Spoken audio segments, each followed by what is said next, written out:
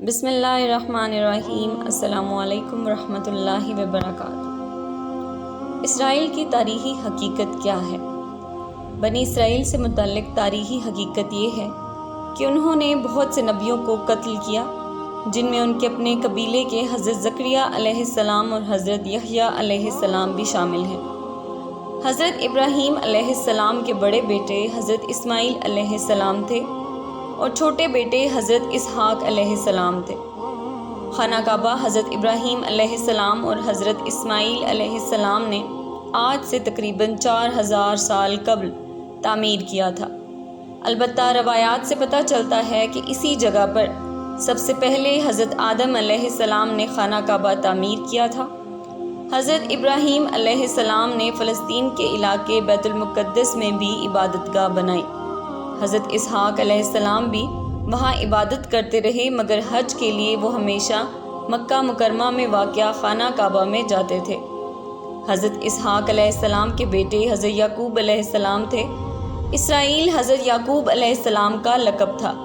اسرائیل کے معنی ہے عبداللہ یا خدا کا بندہ۔ بنی اسرائیل ان کے قبیلہ کو کہا جاتا ہے۔ حضرت یعقوب علیہ السلام کے بیٹے حضرت یوسف علیہ السلام تھے، جو مصر کے بادشاہ بنے۔ بنی اسرائیل میں پھر حضرت موسیٰ علیہ السلام مصر میں پیدا ہوئے۔ ان کے بعد حضرت داؤد علیہ السلام صحرائے سینائی کے علاقے میں پیدا ہوئے، جو بعد میں فلسطین چلے گئے۔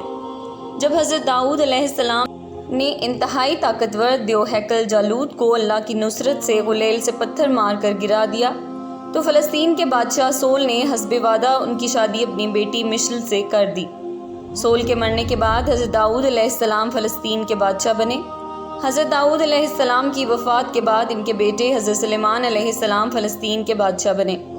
اللہ سبحانہ وتعالیٰ نے ہوا، جن اور ہر قسم کے جانور حضرت سلیمان علیہ السلام کے تابع کر دیے تھے۔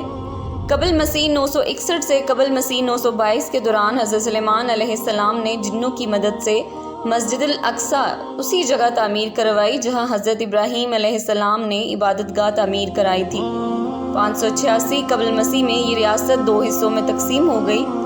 جنوبی علاقے پر بابل کے لوگوں نے قبضہ کر کے عبادت گاہ مسمار کر دی اور بنی اسرائیل کو وہاں سے نکال کر اپنا غلام بنا لیا۔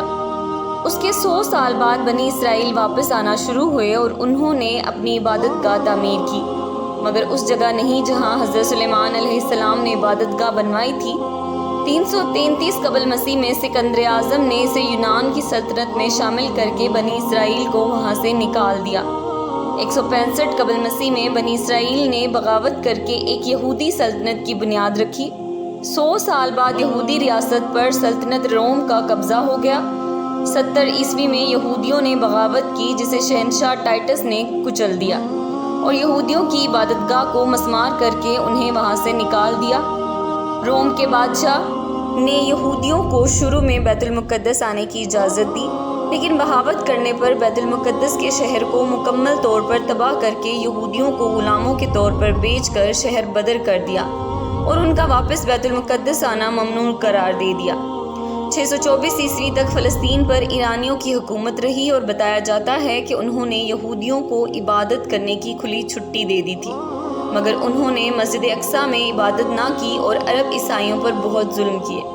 اس کے بعد بازنطینی حکومت آئی، جس نے 636 عیسوی میں مذہبی پیشوا کے کہنے پر بغیر جنگ کے حضرت عمر رضی اللہ تعالیٰ عنہ کو محافظ اور امن کا پیامبر قرار دے کر بیت المقدس ان کے حوالے کر دیا۔